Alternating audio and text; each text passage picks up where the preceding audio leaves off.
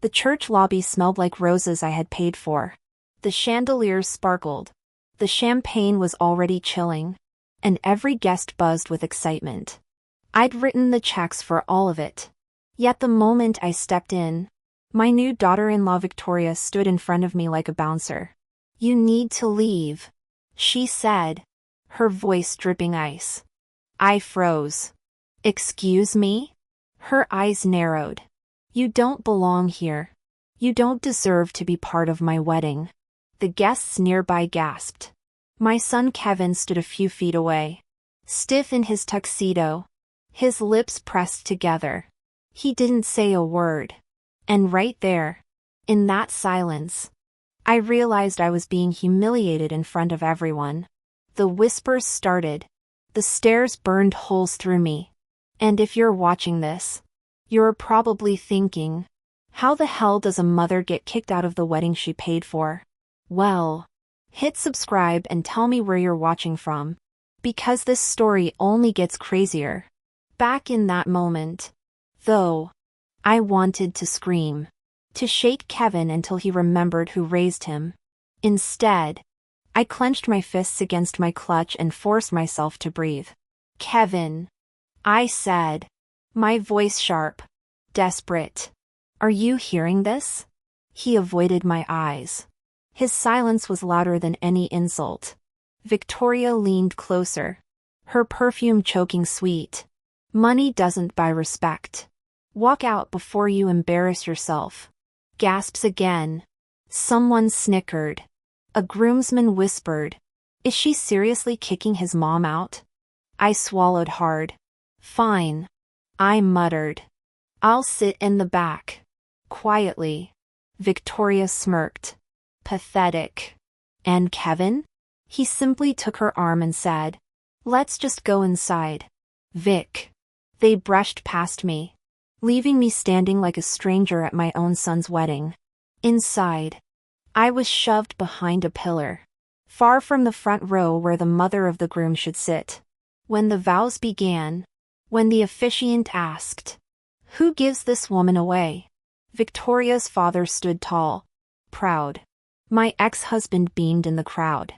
I was invisible. During family photos, I stepped forward once only for Victoria to snap. "Oh, we don't need her in this shot." The photographer froze. Kevin stayed silent. Laughter trickled through the bridal party. That's when something inside me snapped cold. They thought I was just a wallet. Disposable. Forgettable. But I still owned the roses, the champagne, and the building that housed their precious company. So I smiled, stepped back, and said calmly, "Of course. No problem." They thought they'd destroyed me, but they had no idea what was coming. The reception hall glittered with candles and gold-trimmed tablecloths. I should have been proud. Every detail had come from my wallet. Instead, I stood at the doorway like an outsider waiting for permission to enter. "Margaret. Over here." Someone called. My relief lasted a half-second before I realized it was Kevin's aunt, pointing not to the family table but to a tiny seat shoved in the corner by the catering staff, near the kitchen doors. "That can't be right," I said, forcing a smile. "I'm the groom's mother. I should be up front." The aunt's lips curled. "Oh honey, don't make this harder." The bride's family arranged the seating. "Just sit quietly. Don't spoil their day." Her voice was syrupy sweet, but her eyes were steel. A few other relatives at the main table glanced my way, then turned their backs. I walked to the lonely chair and sat down, ignoring the clatter of trays behind me. The servers bustled past, one whispering, "Isn't that the groom's mom?" Another replied, "Guess the bride runs the show." I clenched my jaw. At the head table, Victoria laughed loudly, her arm looped around Kevin's. I watched her lean toward her bridesmaids and whisper something. Their heads swiveled toward me, their giggles sharp as glass. "Margaret." A cousin slid into the empty chair beside me, his drink already half gone. He leaned close, breath thick with whiskey. Don't take it personal. But you've always been too much. Controlling. This is their day, not yours. I snapped my head toward him. Controlling? I paid for this entire wedding. Without me, there would be no day. He shrugged. Sloppy grin spreading. Yeah. But money doesn't mean you own the family. I stared at him. Family? Then why do I feel like a stranger here? He didn't answer. He just stood up, wobbling, and wandered back to the main table where Victoria welcomed him with open arms. The first toast began. Victoria's father stood tall. Champagne flowed high. To my daughter, and to the man who now joins our family. We are proud to welcome Kevin, and grateful for the chance to share this day with you all. Applause erupted. Glasses clinked. No mention of me. Not even a nod. Then Victoria rose. Her dress shimmered. Her voice clear and cutting. I want to thank my amazing parents, who sacrificed so much for this wedding. Everything you see tonight is because of them. Gasps fluttered through the crowd. My hand tightened around my glass. She looked directly at me as she said it. Smile razor sharp. Someone near the front muttered, "Isn't it the groom's mom who paid?" Another shushed them quickly. I stood. My voice cut through the room before I could stop myself. That's a lie. I paid for this wedding. The hall went silent. All eyes on me. Victoria tilted her head, feigning innocence. Margaret, please. Let's not create drama. You gave us gifts. Yes. But my parents. Gifts? My voice cracked. Loud and shaking. I wrote every check. The flowers. The champagne. This entire venue. Kevin stood up fast. Mom. Sit down. I turned to him. My son. My blood. His face was red. His jaw tight. Don't do this, he said through clenched teeth. Do what? I shot back. Tell the truth? Victoria pressed a hand to her chest. Playing the victim. She's trying to ruin our wedding. Relatives began to murmur. A few nodded in agreement. One of Kevin's uncles called out. Margaret. Stop making this about you.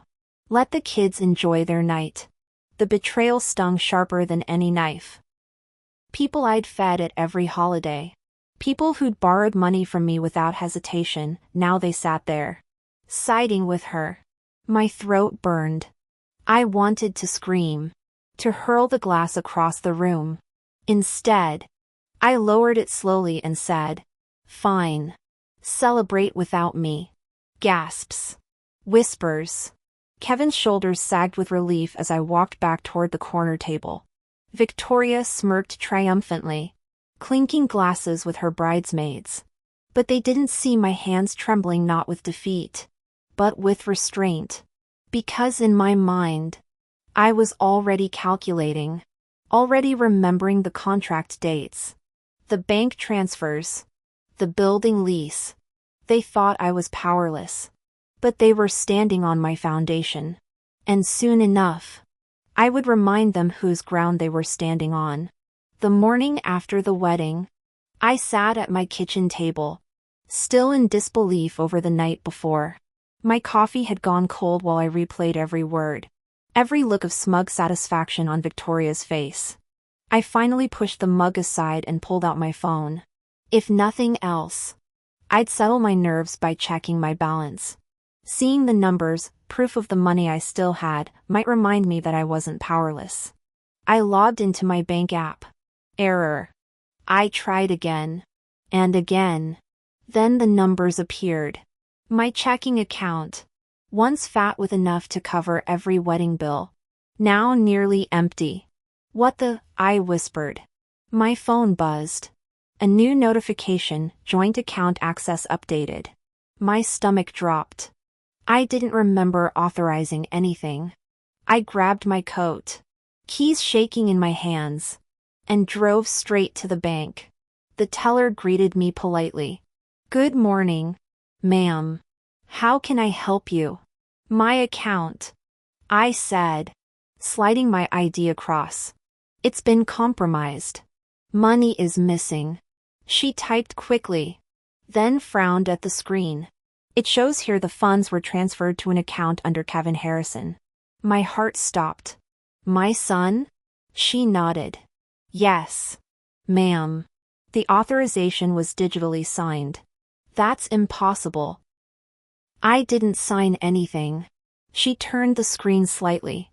There it was, my name, scrawled in digital ink. Forged. I slammed my hand on the counter. "That's not my signature." The teller flinched. "You'll have to file a dispute." "But the funds are already gone." "Gone where?" I snapped. She glanced again. "Into a new household account, jointly owned by Kevin Harrison and Victoria Harrison." I staggered back. They just got married yesterday." The teller's lips pressed thin. She couldn't say it, but I could see it in her eyes. She thought I'd been robbed by my own family. I marched out of the bank, rage boiling under my skin. My phone buzzed again. A text from Kevin. "Mom, don't freak out. The money was always meant to help us start our life together. I just moved it into our new account. It's easier this way." I stared at the words until they blurred. My hands shook so violently I nearly dropped the phone. I called him immediately. He answered after a long pause. "Kevin," I hissed. "You stole from me." "It's not stealing, Mom. It's my wedding money. You gave it to us. I didn't give you permission to drain my account." "You don't get it," he snapped. "This is what families do. You support us. You don't need all that money anyway." My throat tightened. "Do you hear yourself? You sound like her." There was silence. Then his voice turned flat. "Maybe she's just helping me see things clearly." I wanted to scream, but all I could do was whisper. "You're my son. And I'm a husband now," he said. "Victoria and I come first." Then he hung up. The silence in my kitchen was deafening. I stared at the phone, my chest heaving, my heart splintered. I wanted to curl up, to cry, to beg. But then I remembered the lawyer's voice. Months ago when we'd drawn up my will always keep control of the assets that matter. The building, especially. Don't let anyone touch it. My fingers tightened around the phone. They thought they'd taken everything from me. They thought draining my account meant I was powerless. But they'd forgotten about the building, the one their shiny new company relied on. And I was already thinking of ways to make them pay rent for every drop of blood they just sucked from me. 2 days after the wedding, I sat in my car outside my lawyer's office, hands gripping the steering wheel so hard my knuckles turned white. The money was gone. Kevin wasn't answering my calls. And Victoria's smug face haunted me every time I closed my eyes. I hadn't wanted to come here. Updating my will had always been something I'd put off. Something I figured could wait. But now, with my son and his wife draining my accounts, I needed reassurance. I needed to know that the one thing that mattered, my building, was still protected. Inside, my lawyer, Mr. Carter, greeted me with his usual calm smile. "Margaret, come in. Sit down." "What's going on?" I dropped into the chair across from his desk. "I think my son and his wife are trying to strip me of everything. I need to make sure my assets are secure. Especially the building." He nodded, opening his laptop. "Of course. Let's pull up your file." He typed, then frowned. His brow furrowed deeper as he scrolled. "What?" I asked. My stomach twisted. "Margaret," he hesitated. "It looks like your will was updated last week." My mouth went dry. "Updated? By who?" "Digitally signed. By you." He turned the screen toward me. There it was again, my name. My signature. Sloppy. Shaky. Not mine. I slammed my fist on the desk. That's forged. Mr. Carter leaned back. Grim. The changes remove the building from your trust and allocate it directly to Kevin and Victoria in the event of your death. My ears rang. They tried to steal it before I'm even in the ground? He nodded slowly. I'm afraid so. If we don't act quickly, this could create serious complications. They've already filed it with the county records. My head spun. So what do we do? He folded his hands. We fight back. We can contest the signature. Prove it's a forgery. I'll file a motion immediately. But Margaret, his voice dropped. You need to be careful. This is more than greed. It's premeditated. I sat there, shaking, rage bubbling up like lava. My own son. My flesh and blood. The boy I'd carried. Fed. Educated. He and his bride weren't just humiliating me anymore, they were plotting to erase me entirely. I pulled out my phone, dialed Kevin, and put it on speaker. He answered after several rings. Mom, he said flatly. I'm busy. You changed my will. My voice shook with fury. He sighed. Mom, calm down. Victoria and I just streamlined things. It's not a big deal. Not a big deal? I shouted. You forged my signature. It's not forgery. He said quickly. It's what you always wanted, to leave everything to me. We just made it official. I was shaking so badly I had to grip the edge of Carter's desk. You don't get to decide that. You don't get to steal my future because your wife told you to. She's my family now. Kevin snapped. You're making this harder than it needs to be. Mr. Carter cut in. Voice calm but firm. Kevin. This is Attorney Carter. What you've done is illegal. If you don't retract the changes immediately, there will be legal consequences. There was a long pause. Then Kevin laughed nervously. You lawyers always make things dramatic.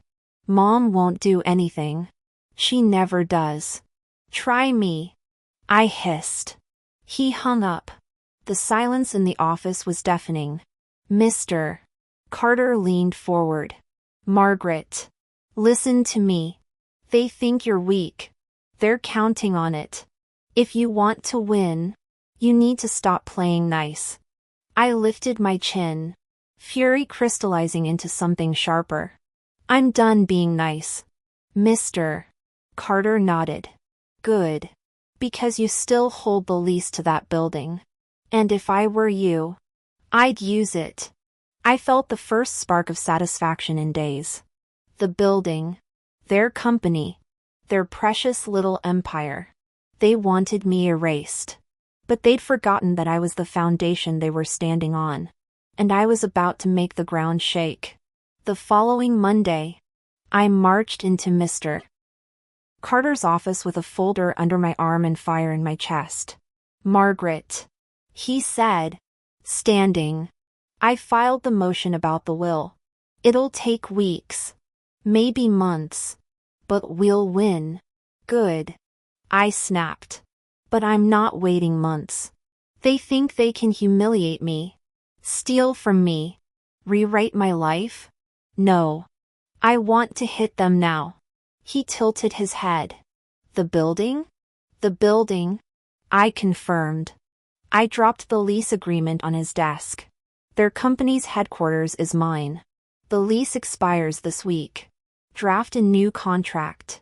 Rent goes up 5 times. His eyebrows shot up. 5? Yes. 5. Let them choke on it. He studied me, then smiled slowly. I like the way you think. By Wednesday, the new contract was ready. Carter and I walked into the office building together. My heels clicking on the marble floor. Employees glanced up nervously. Whispers starting. Victoria was waiting in the lobby. Arms crossed. Face already sour. Kevin hovered behind her like a shadow. What are you doing here? she snapped. I handed her the folder. Lease renewal. She opened it, scanned the numbers, and her face drained of color. This is insane. Kevin grabbed the papers, eyes widening. 5 times the rent? Mom, you can't be serious. Oh, I'm serious, I said calmly. You want to run your business out of my building? You'll pay what it's worth. Victoria's jaw dropped. You can't do this. We're family. I leaned in, my smile cold. Funny. You didn't care about family when you told me I didn't belong at my own son's wedding. Kevin shifted uncomfortably. Mom, please. This will bankrupt us. Be reasonable. Reasonable? My laugh was sharp. You drained my account. You forged my signature. And now you want reasonable? Victoria slammed the folder shut. We'll take you to court. You can't just extort us. Mr. Carter stepped forward smoothly. Actually, we can. The lease is legally expired. Your company has no rights to this building unless you sign the new contract. Or, he added casually, you vacate the premises immediately. Victoria's face turned scarlet. This is outrageous. Outrageous. I repeated softly. Is telling a mother she doesn't belong at her own son's wedding. This is business. Kevin rubbed his forehead. Stress etched into his face. Mom, please, don't do this. We'll lose everything. I leaned closer, my voice low and sharp. You should have thought of that before you chose her over me. Silence. The whole lobby was listening now. Employees pretending to work while sneaking glances at us. Finally, Victoria snatched the pen from the folder and scribbled her name on the dotted line, the ink nearly tearing the paper. Fine, she spat. But you won't get away with this. I smiled sweetly. I already have. As Carter and I walked out, I felt lighter than I had in weeks. The first strike had landed. They were bleeding money now, forced to pay me 5 times what they expected. But this was only the beginning. They wanted to play games with me? I was about to show them exactly how ruthless I could be. That night, after signing the new lease, I poured myself a glass of wine and finally let myself breathe. The building was mine. The rent was bleeding them dry.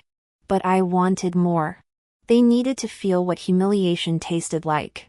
I opened my old laptop, scrolling through files I hadn't touched in months. That's when I found it, an audio folder labeled Phone Calls 2023. I clicked one at random.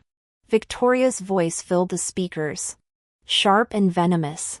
She's just an ATM. Kevin, your mom's pathetic. She's nothing but a walking wallet. Once the wedding's done, cut her out. She won't fight back. Old women never do. I froze, my wine glass halfway to my lips. Then I hit play again, listening to every poisonous word. By the time the file ended, my pulse was hammering in my ears. The next morning, I called Carter. I have something. We met in his office. I slid the laptop across his desk. He hit play. The color drained from his face as Victoria's words spilled out. He looked up at me. Do you realize what this is? I nodded. Proof. Carter leaned back, steepling his fingers. Margaret, with your permission, we can make this very public. I smirked. That's exactly what I want. That evening, I forwarded the recording to Victoria's parents. Within hours, my phone buzzed with a furious call. Her mother's voice was shrill. Margaret, what is this? Did Victoria really say these things about you? She did, I said coolly. And she's been saying them for months. Her father cut in, growling. We spent a fortune on her reputation in this town. And now she sounds like a gold-digging brat. Do you know how humiliating this is for us? Oh, I know, I replied, letting my voice drip with satisfaction. Humiliating, isn't it? They hung up on me, but I knew the damage was done. The real fun began the next day. I arrived at their office building right as the staff was clocking in. I plugged a small speaker into my phone and hit play. Victoria's voice boomed through the lobby. She's pathetic, walking wallet, cut her out. Heads turned. Employees froze. A receptionist covered her mouth. Eyes wide. Victoria came rushing out of her office. Face white as paper. Turn that off, she shrieked. I folded my arms. Oh, don't be shy. Let them hear what you really think of me. Kevin stumbled out behind her. Panic on his face. Mom, stop this. I cut him off. No. You stopped defending me the moment you let her kick me out of your wedding. Now everyone gets to hear the truth. Employees whispered loudly. Some pulling out phones to record. One muttered, "That's the boss's wife?" Another laughed under their breath. Victoria lunged for my phone, but I yanked it back. Careful, I said, smirking. Assaulting me in front of witnesses? Not a good look. Kevin's voice cracked. Please, just stop. I leaned close enough for only them to hear. This is just the beginning. You want me erased? I'll erase you first. By the time I left, the entire office was buzzing, rumors spreading like wildfire. Victoria's perfect image had a crack in it, and everyone could see it. And for the first time since that cursed wedding day, I felt powerful again. This wasn't just revenge anymore. This was war. By the end of that week, the office gossip about Victoria was spreading through town like wildfire. My recording had already done its damage. But I knew her, she wasn't the type to sit quietly and take humiliation. She was the type to strike back, even if it meant breaking the law. And I was right. On Monday morning, Carter called me. His voice was sharp. Margaret, you need to come to my office right now. It's urgent. I drove over, my stomach tight. He shoved a stack of papers toward me the second I sat down. Your daughter-in-law just filed a notice, he said. She's attempting to transfer company funds into a new LLC. Under her name only. I blinked. She's stealing from her own company? He nodded grimly. She's trying to move money before you hit her with more pressure. But here's the kicker, those funds are directly tied to the lease agreement with your building. If she transfers them illegally, that's fraud. My lips curled into a smile. So we call the police. Carter raised an eyebrow. You're sure? I leaned forward. She called me pathetic. She drained my accounts. She forged my will. Yes. I'm sure. That afternoon, 2 officers and a detective walked into the company lobby with me trailing behind. The entire staff froze as the badges flashed. Mrs. Harrison? The detective asked loudly. We need to speak with you. Victoria appeared in the doorway of her office. Her face pale. What is this? The detective held up a folder. We have evidence of attempted fraudulent transfers from company accounts. We'll need you to come down to the station. Gasps rippled through the office. Phones came out. Employees whispered. Is she being arrested? Victoria's voice cracked. This is a mistake. I didn't do anything wrong. I stepped forward, smiling sweetly. Oh, I'm sure it's all a mistake. Just like forging my signature. Just like draining my account. Funny how many mistakes you keep making. Kevin pushed past the officers. Panic in his eyes. Mom. Stop this. You're blowing things out of proportion. No. Kevin. I said coldly. She's been stealing. From me. From this company. From everyone who trusted her. And now the law gets to handle it. The detective motioned to Victoria. Ma'am, you'll need to come with us. Her voice shot up an octave. Kevin! Do something! He turned to me, his face desperate. Please. Mom. You don't have to press charges. We can fix this. I stared at him, remembering every moment of silence. Every time he let her cut me down. You chose her over me. Kevin. Let her save herself. The officers flanked Victoria, leading her out as she shrieked. You'll regret this. Margaret. I'll ruin you. I laughed softly. You already tried. Outside, the crowd of employees spilled onto the sidewalk, watching as Victoria was loaded into the squad car. Cameras flashed. Phones recorded. One of the younger interns whispered, I can't believe it, she really got caught. Another muttered, guess the boss's mom wasn't so powerless after all. Kevin stood on the curb, staring at me like a man whose world had just collapsed. His voice was hollow. Mom, why are you doing this? I met his eyes. Steady and cold. Because you let her convince you I was disposable. And now you're learning the truth, I'm the one who holds everything. He didn't answer. He just lowered his head, shoulders shaking. As the squad car pulled away, I felt something shift inside me. This wasn't just about revenge anymore. This was justice. And it was only getting started. By Tuesday morning, I didn't even have to lift a finger. The story had already exploded. Local entrepreneur's wife questioned for fraud. Company funds missing. Police investigating. Who really paid for the Harrison wedding?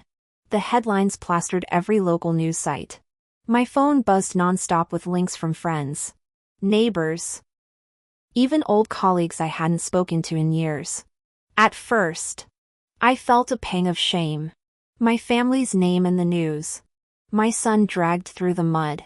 But then I remembered Victoria at the wedding, smirking as she told me I didn't belong. The shame melted into satisfaction. By noon, a local TV reporter showed up at my house. A woman in a bright blazer, microphone in hand, stood on my porch. Mrs. Harrison? We're covering the developing story about your daughter-in-law. Would you be willing to give a statement? I hesitated, then smiled. Of course. Come in. They set up cameras in my living room. The reporter leaned forward. Viewers want to know, how does it feel to see your daughter-in-law facing fraud allegations just days after the wedding? I folded my hands in my lap, keeping my voice calm. It's heartbreaking, but not surprising.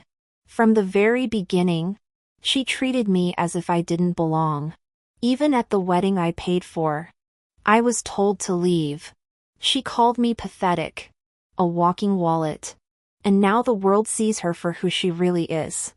The reporter's eyes widened. Did you just say you paid for the entire wedding? I nodded. Every flower. Every glass of champagne. Every inch of that venue.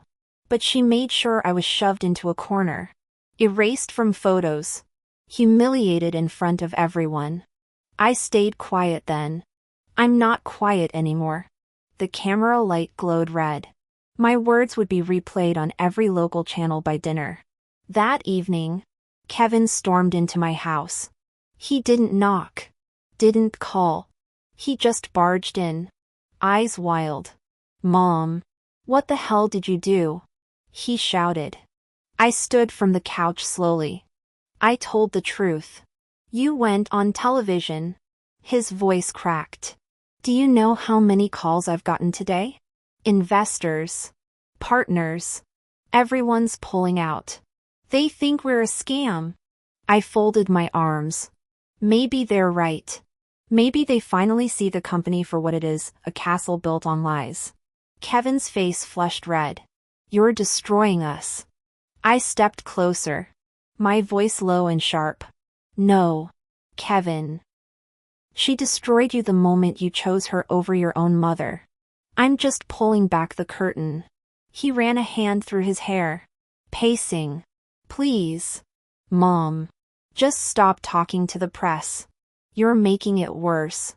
I raised an eyebrow. Worse for who? For me? Or for you too? He didn't answer. His silence told me everything. The next day, the story climbed beyond local gossip. A regional news outlet picked it up. Then a national blog. Social media went wild with hashtags, #weddingfromhell, #ATMom, #fraudbride.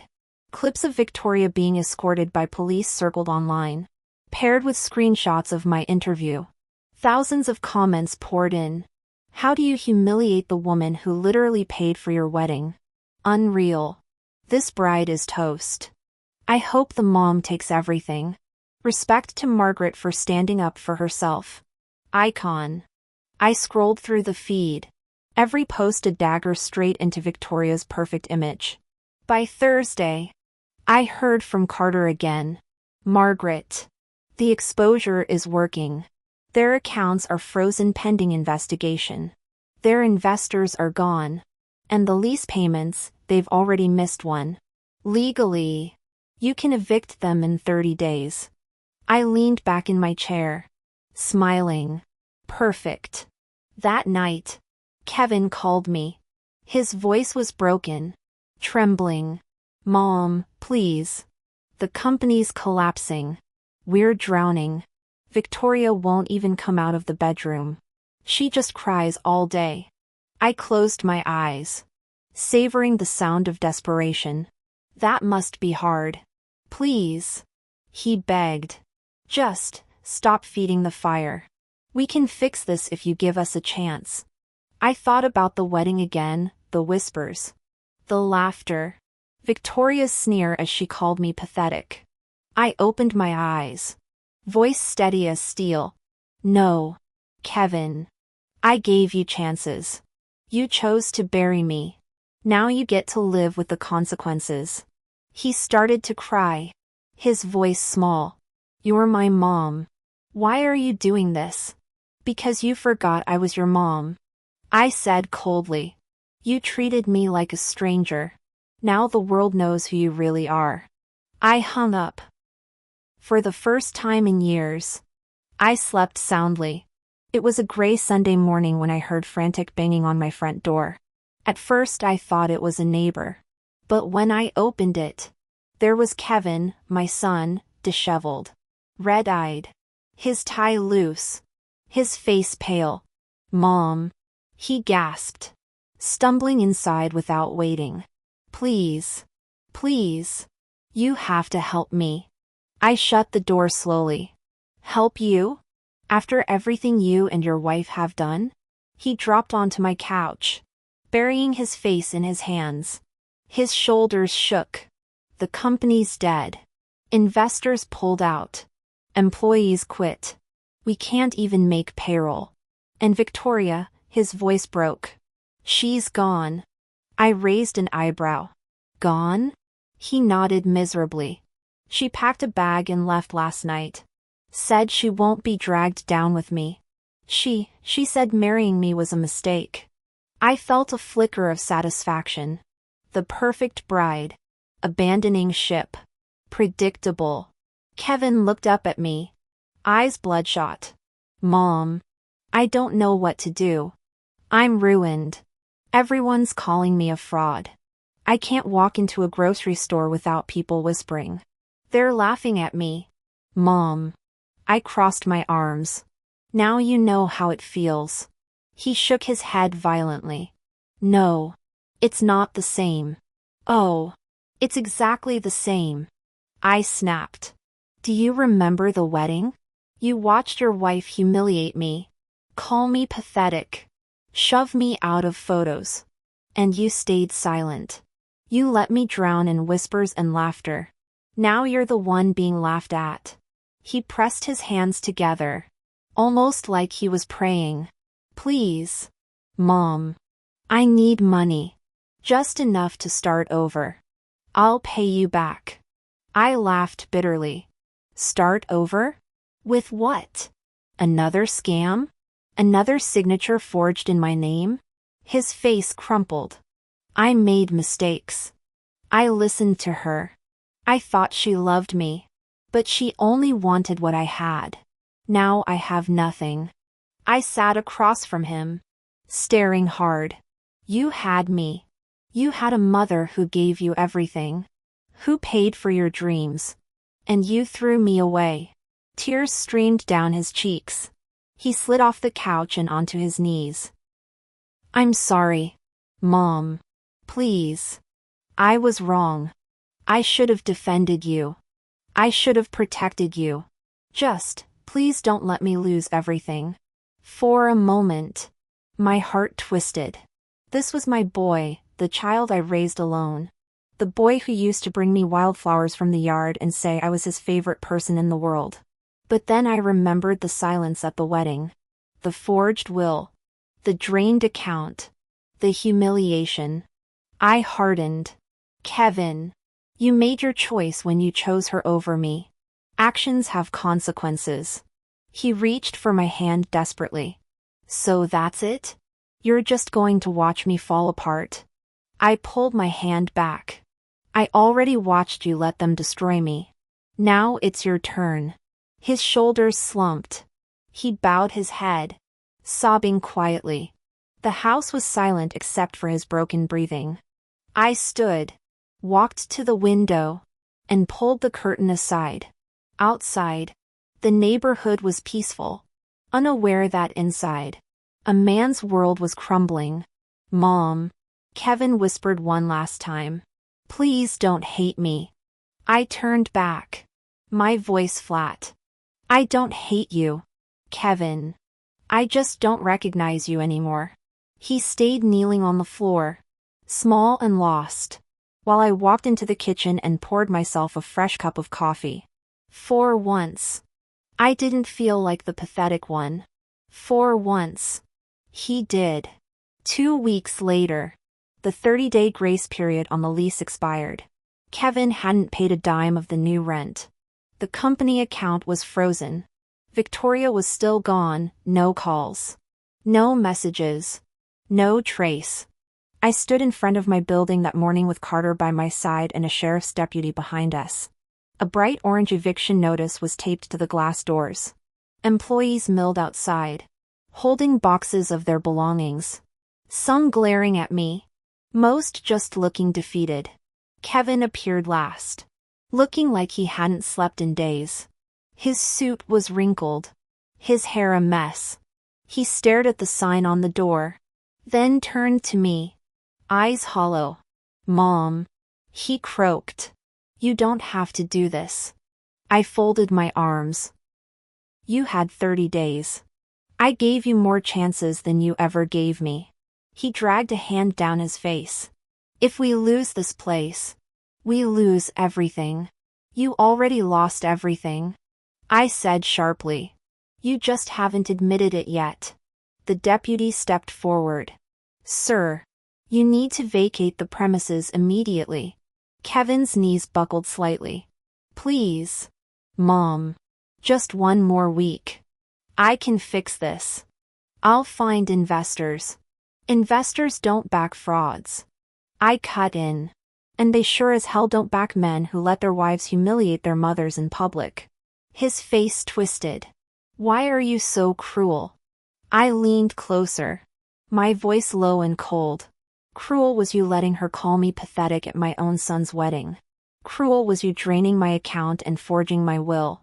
This is justice. He looked around, realizing the employees, the deputy, even Carter were watching.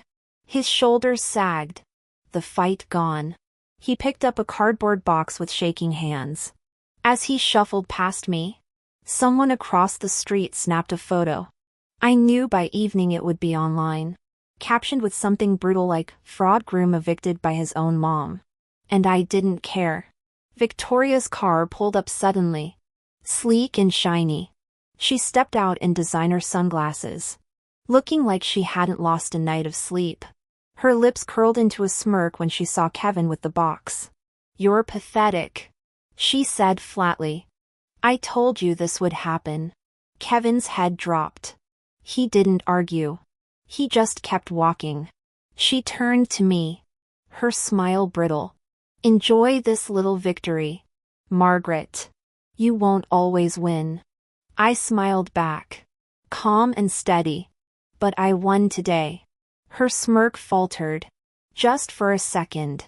She climbed back into her car and sped off, leaving Kevin standing on the curb with nothing but a box of ruined dreams. I walked to the door of my building, peeled the eviction notice from the glass, and turned to the small crowd still lingering. My building is mine again, I announced. And I won't let anyone treat me like I don't belong in it. Silence. Just the weight of my words sinking in. Kevin whispered behind me. Broken and small. Mom, what happens to me now? I didn't even turn around. I just slid the key into the lock, pushed the door open, and delivered my final line over my shoulder. You'll figure it out.